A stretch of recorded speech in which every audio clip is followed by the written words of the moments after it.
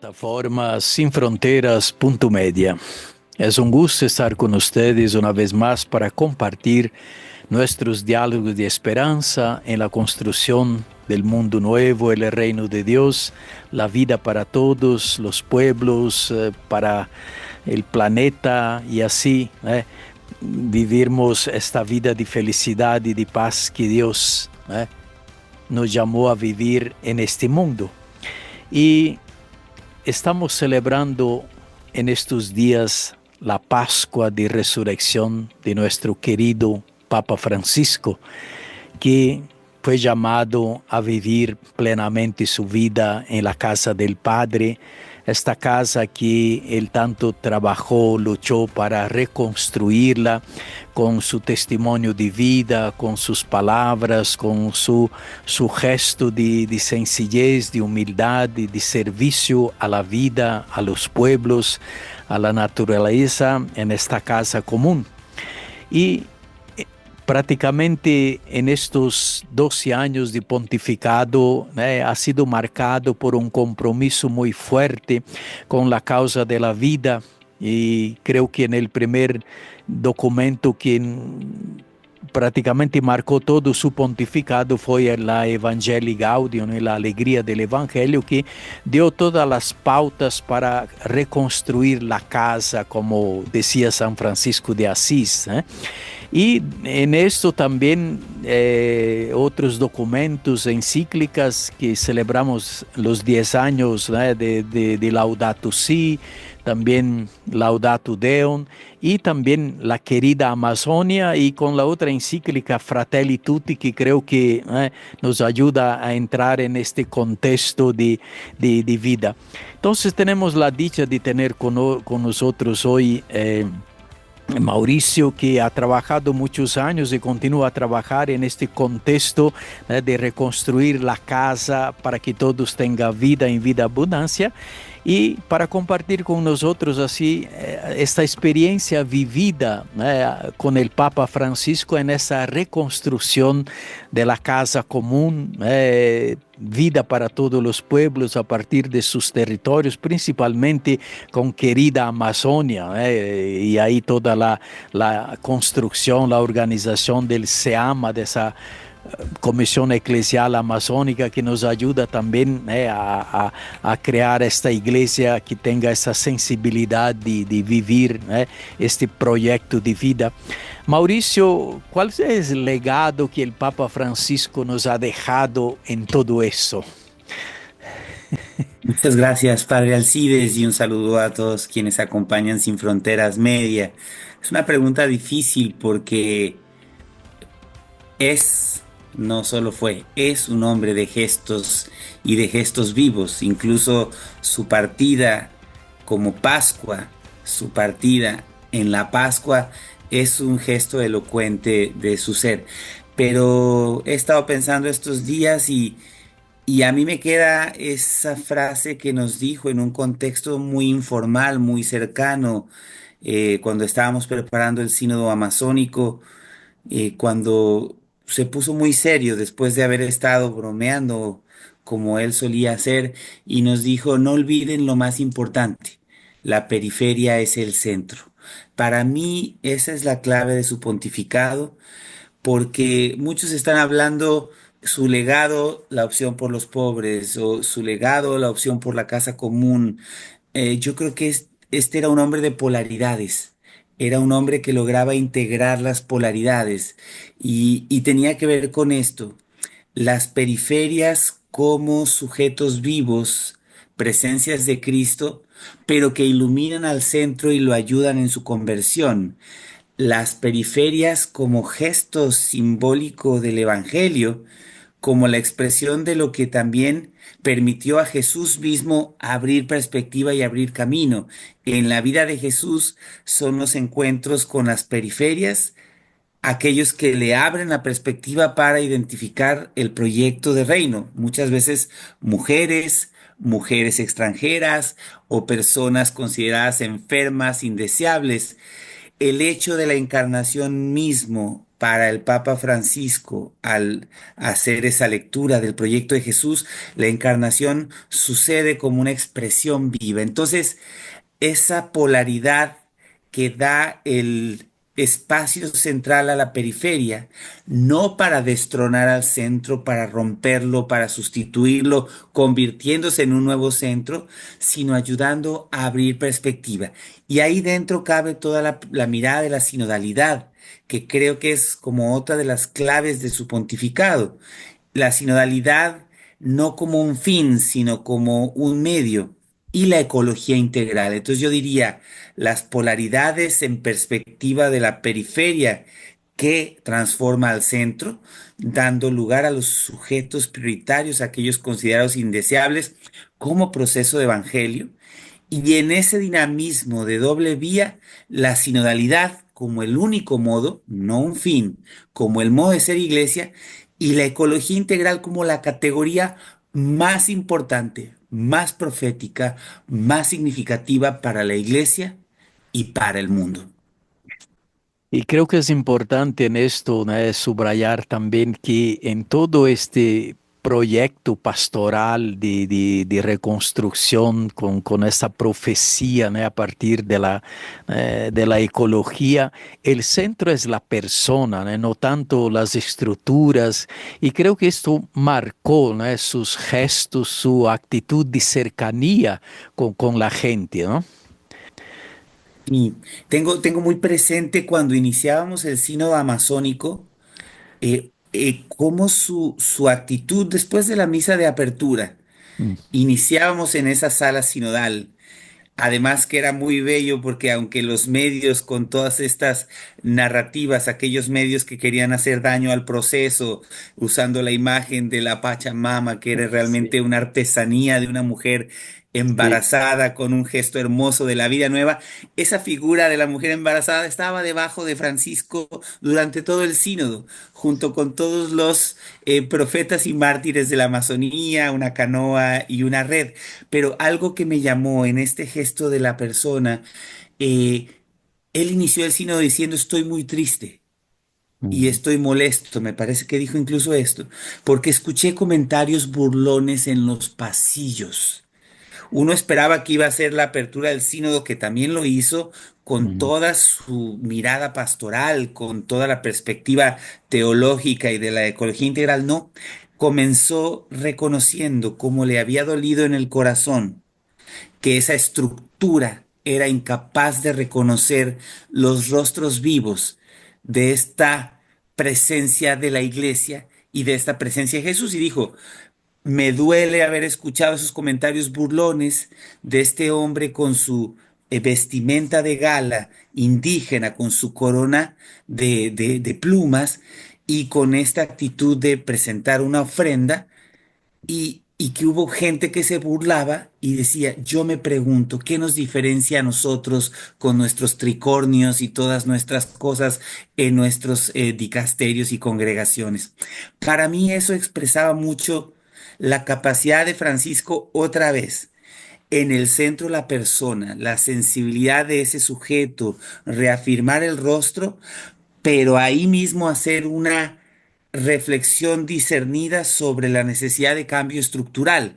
Nos estaba diciendo, este sujeto vale por sí mismo, esta persona y su dignidad son importantes, esta es su casa, y al mismo tiempo estaba denunciando el eurocentrismo que seguía presente y nos estaba dando una cátedra de por qué el sínodo amazónico no era un sínodo coyuntural, sino la urgencia de que esas periferias justamente iluminen y purifiquen aquello que el centro necesita cambiar. Y me parecía que era un gesto muy hermoso, como muchísimos más, que tengo pues muchas anécdotas, pero para mí esa fue especialmente importante en cómo lograba dignificar, acoger, abrazar, pero siempre reafirmando el proyecto, tanto el proyecto de Jesús como el proyecto de reforma de iglesia que tenía siempre en el corazón.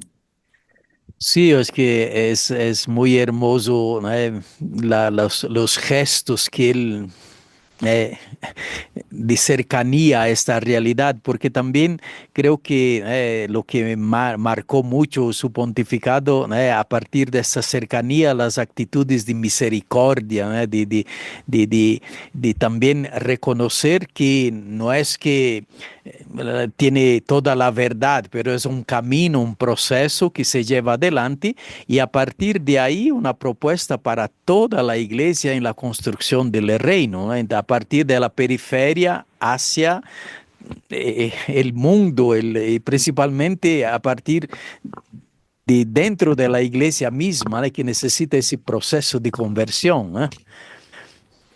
Sí, y a mí me parece que esto fue muy importante y yo recuerdo cuando él fue nombrado, estábamos justamente en Quito en un encuentro de la Cáritas y había mucha algarabía porque era un papa latinoamericano. Estaba yo ahí con un querido amigo que ahora es provincial de los jesuitas, con el padre Daniel, que estábamos dando la parte formativa y quedamos un poco en silencio y nos encontramos sin haberlo planeado en la capilla, con una sensación de incertidumbre por lo que habíamos escuchado de la persona del cardenal Bergoglio. Y a mí me marcó mucho que la primera entrevista que él ofrece a la Civiltà Católica, eh, Antonio Espadaro, de las cosas que más me marcaron fue cómo se hizo cargo de su propia fragilidad, cómo se hizo cargo de sus propias falencias, cómo lejos de ocultarlo o pretender negarlo o asumir una postura transitoria a un papado donde se hace casi ya infalible, cómo trae consigo esa fragilidad y dice, cuando yo fui provincial, fui muy joven, cometí muchos errores con autoritarismo, no escuché, no consulté. Entonces a mí me marcaba mucho cómo esto fue algo que dijo muchas veces en su papado, su reconocimiento de ser como el primer pecador.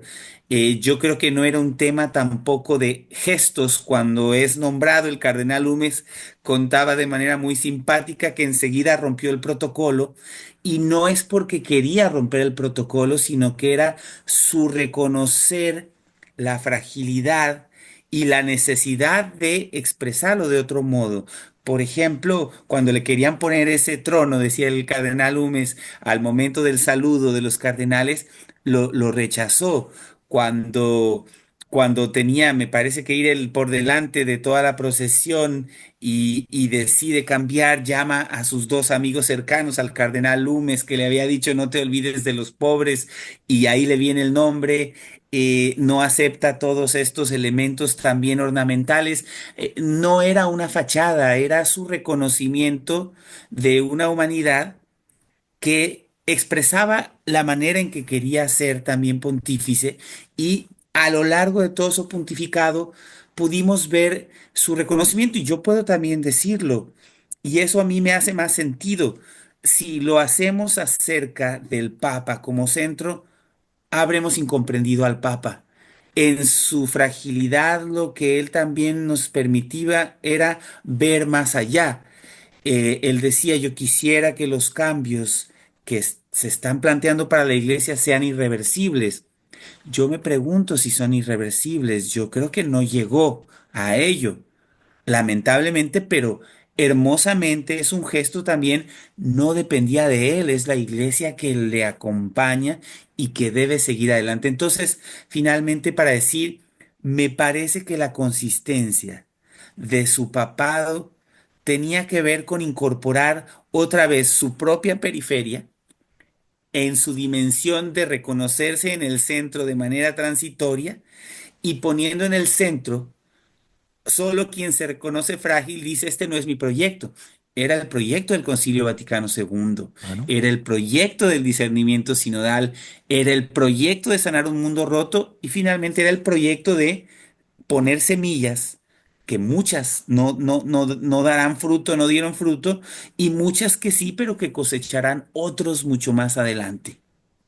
Claro, y creo que en todo esto, en este camino de 12 años de pontificado, creo que ya estamos también recogiendo un poco ya los frutos, principalmente todo el camino a partir de la encíclica Laudato Si, con todo el trabajo que se está realizando en la Amazonía, con el SEAMA, la universidad, para todos los que se están preparando dentro de este contexto. Entonces creo que a pesar de no haber logrado todo el proyecto, ¿no? Pero creo que se estableció un proceso que está en camino, ¿no?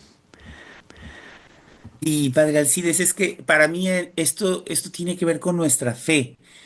Yo debo decirlo con honestidad, para mí fue un cierto dolor, tanto en el sínodo amazónico como en el sínodo de la sinodalidad, al cual también pude servir activamente en varias etapas y lo sigo haciendo, que había esta dinámica o esta lectura, por un lado, casi fatalista, que la iglesia se iba a destruir, que la iglesia se iba a acabar por un lado, y por otro lado, esa lectura también que refleja para mí, una incapacidad de fe en la Ruaj divina, en el Espíritu Santo, decir, hemos perdido el tiempo, la oportunidad se nos fue porque nada cambió de fondo.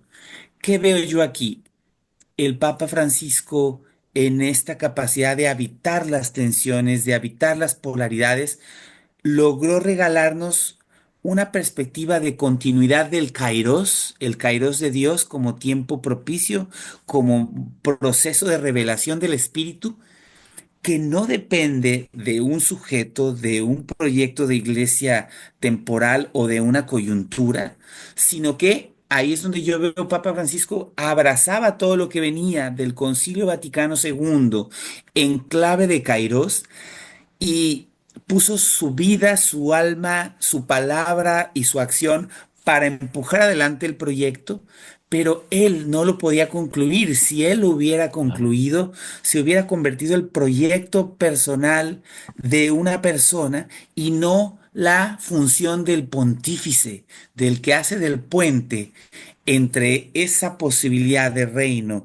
que había quedado un poco, me parece que excluida con estos cambios y haciendo de puente a un mundo roto. Pero por otro lado, la lógica del Cronos, la urgencia de responder a las heridas explícitas de los crucificados y crucificadas, entre ellos quizá la más vulnerable, decía el Papa, la hermana Madre Tierra. Entonces yo quiero decir que su acción en estos 12 años permitió el realce, el puente, la reafirmación y en todo momento nos dio los instrumentos para eso. El Papa no tenía la posibilidad de actuar en todos los sitios, en muchos lugares, aún siendo palabra del Papa, no se le escuchaba, pero su función fue como dar razón para la esperanza y dar las herramientas para eso. Creo que en la Amazonía, por la fragilidad de ese territorio,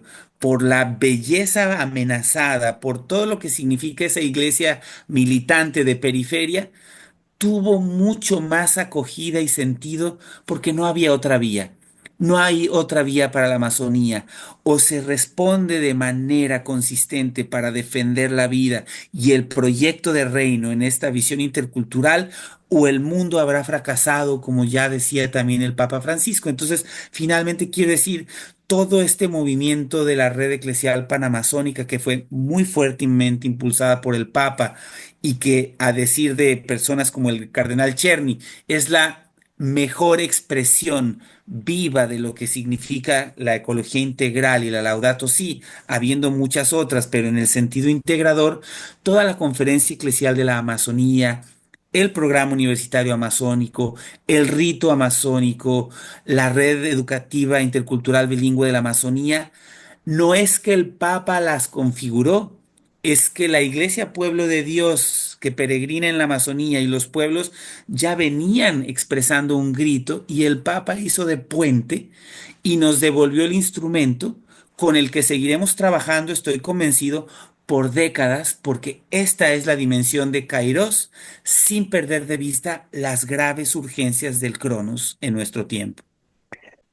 Claro que sí, creo que ese es el legado que nosotros tenemos que vivir hoy, pero también en todo este proceso hubo muchas resistencias internas por parte de la misma iglesia, ¿no? En el sentido de, como usted ya compartía, de que la iglesia se va a acabar y como también se escucha mucho en estos días, tantas profecías que uno dice, bueno, en quién creer, ¿no? Pero creo que la semilla, ¿no? Del reino que se va construyendo, porque también la proyección de todo este camino, también a partir de la Amazonía para la asamblea, no quería tanto en 2028, sino una asamblea eclesial, y creo que esto también hay muchas resistencias internas, ¿no? De gente que quiere otro establecerse con otro poder dentro del servicio de la iglesia, ¿no?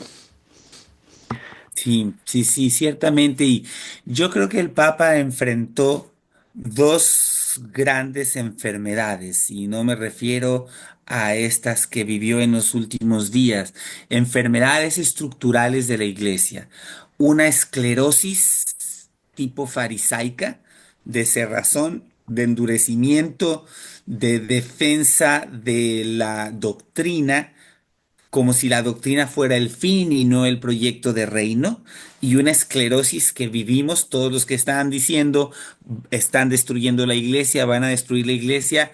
Eso es efectivamente un ateísmo por no creer que el Espíritu Santo puede renovar y abrir nuevos caminos. Pero la segunda enfermedad que también me tocó vivir y seguramente también yo mismo la he tenido, era una misofobia, ese miedo a ser contaminado, más del estilo de los esenios. Nosotros somos el grupo de los buenos, de los que tenemos las certezas, de la teología pura, de la teología y que muchos maestros míos y hermanos de camino, yo veía cuando decían, este sínodo de la Amazonía ha sido una pérdida de tiempo. Este sínodo de la Amazonía tuvo miedo de hacer los cambios. Este papa no logró los cambios que quería.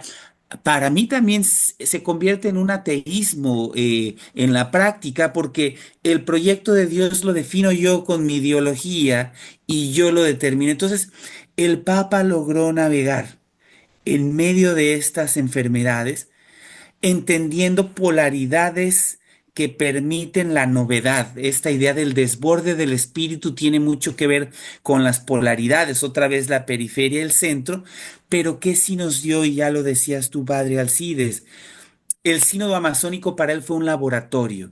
Fue la primera vez que rompió con la lógica de escuchar apenas a un par de cientos, 200, 300 obispos, quizá ellos consultaban a sus vicarios y nada más, y nos encomendó al Consejo Preparatorio y a la REPAM en concreto. Tenemos que escuchar a todo el pueblo de Dios o al mayor número posible.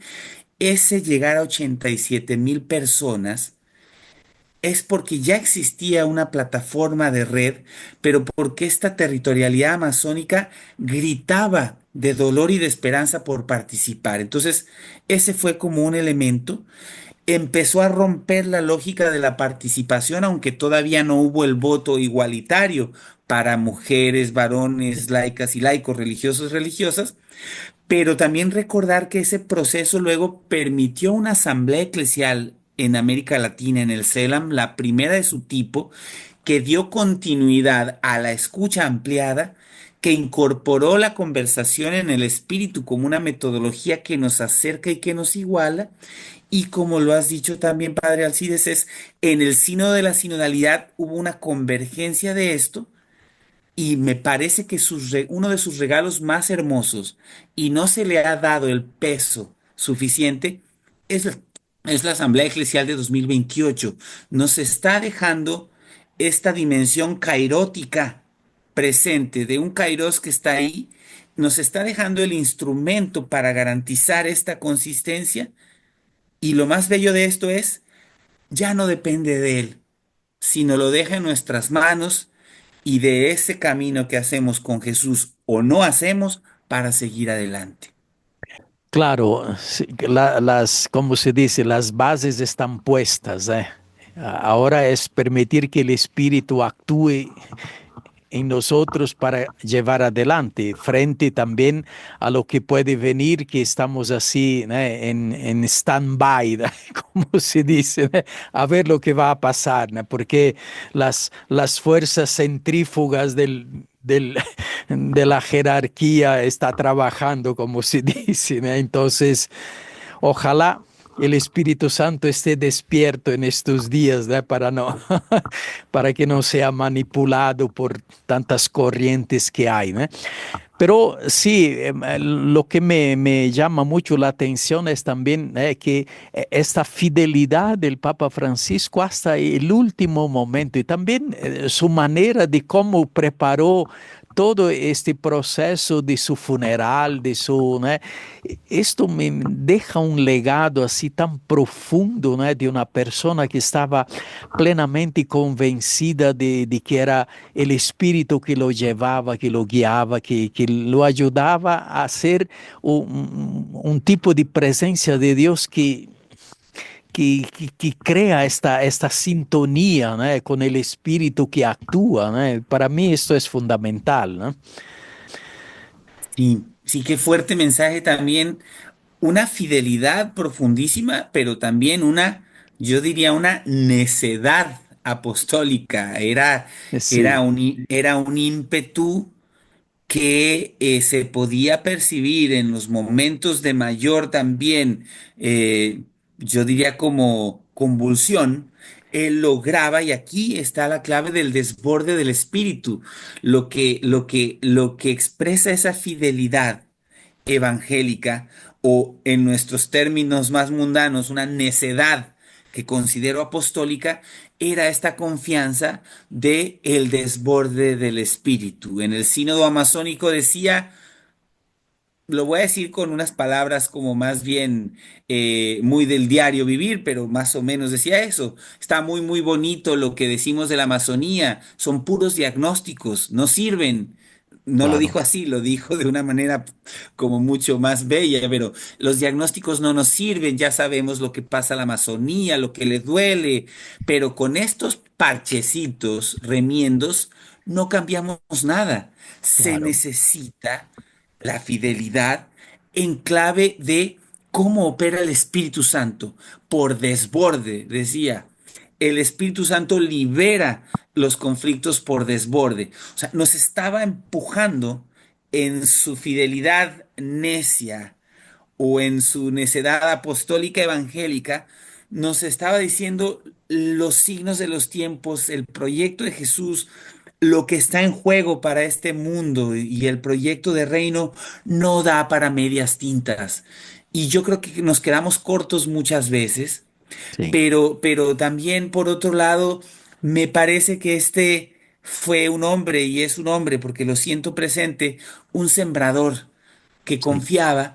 Muchas semillas cayeron quizá en terreno duro, no dieron fruto. Otras semillas fueron manipuladas, utilizadas, asesinadas, pero hay muchas semillas que cayeron en tierra buena, que él mismo ayudó a cuidar, a regar, pero que por otro lado también las ha dejado en nuestras manos en la certeza de una persona que sabe que el proyecto no era sobre sí mismo, sino por el reino, por el evangelio y la continuidad de este Kairos. Creo que eso está muy revelado en su manera de ser. Eh, no lo sé, estamos escuchando muchas cosas en estos días de quién va a ser y ahí las redes sociales más confunden que aclaran, ¿no? Entonces, ¿cómo usted ve un poco este contexto de estos días así de Las redes confusión? sociales. Y tenemos las redes sociales y otra vez esos fatalismos que aparecen con las profecías, robándose el sentido de lo profético. Mi padre espiritual, José Luis Carabias, un biblista popular que amé profundamente, también nos decía, no pueden seguir utilizando el elemento de lo apocalíptico y sacarle su sentido. No hay Sí, nada más esperanzador que el apocalipsis y lo hemos convertido en un término fatalista.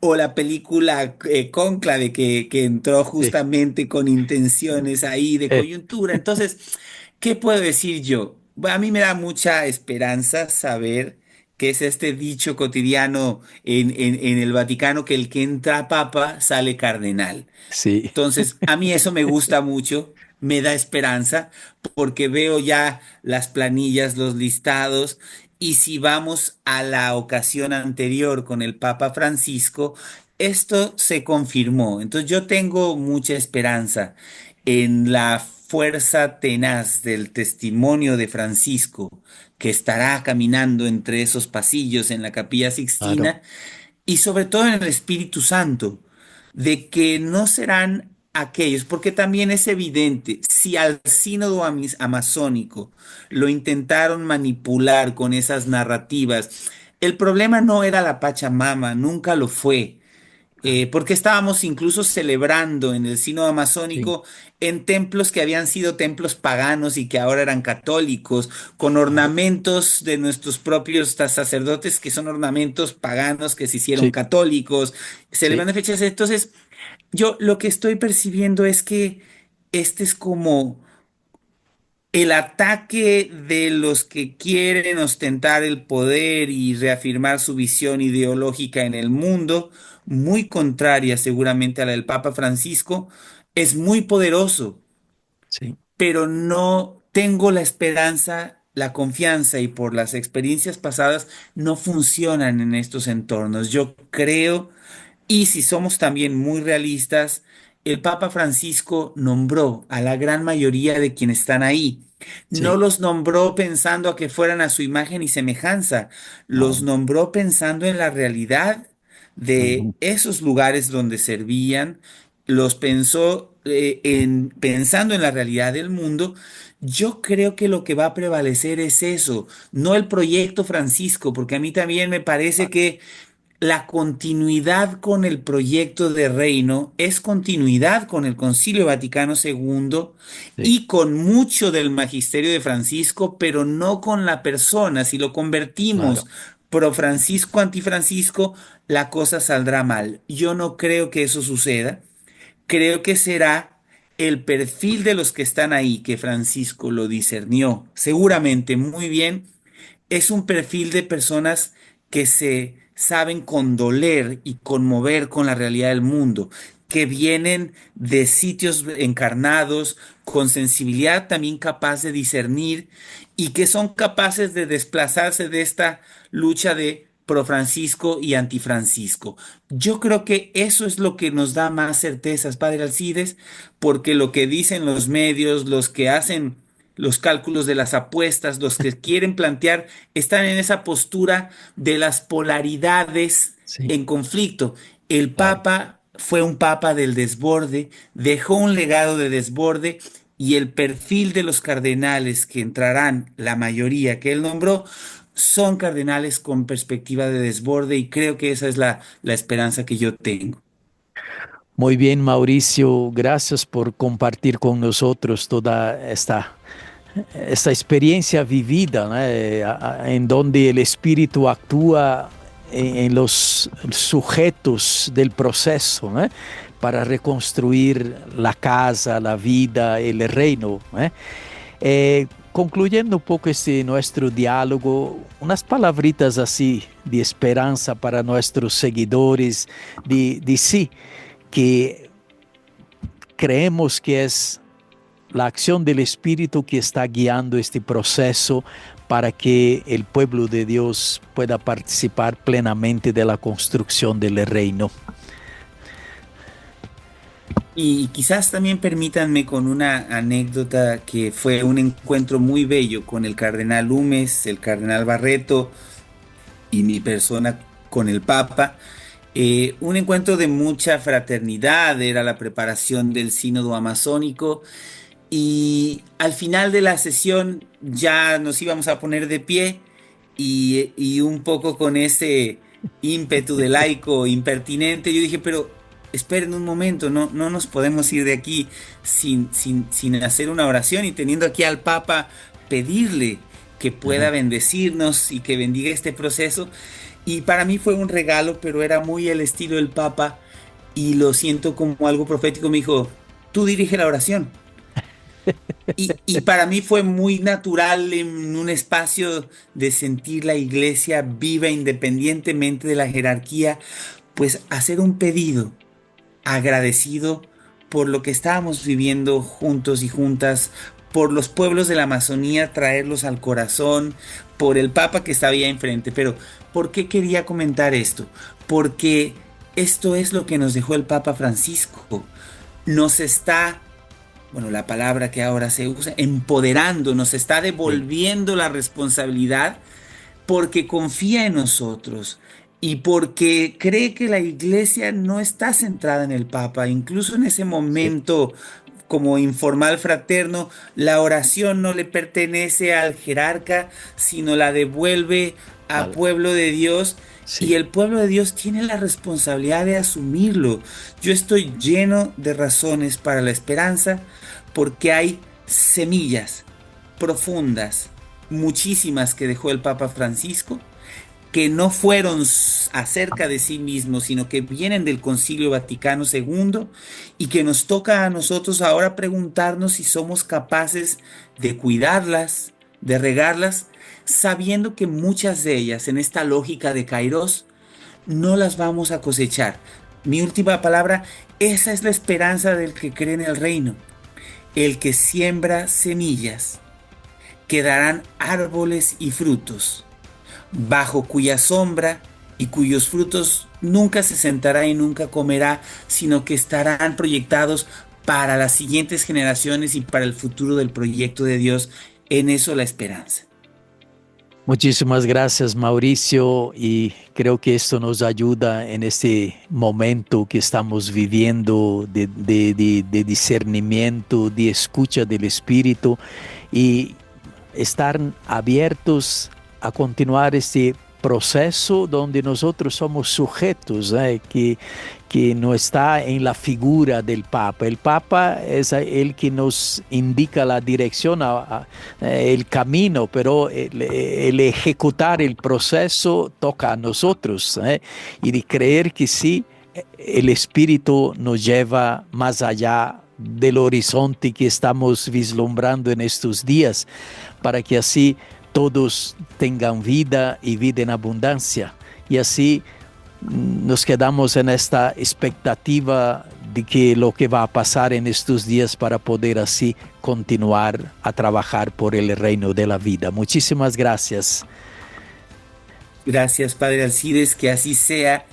Y además, Él, Francisco, ya intercede por nosotros. Él Claro. nos va a cuidar. Tuvimos un Papa maravilloso y lo tenemos todavía. Gracias, Padre Alcides.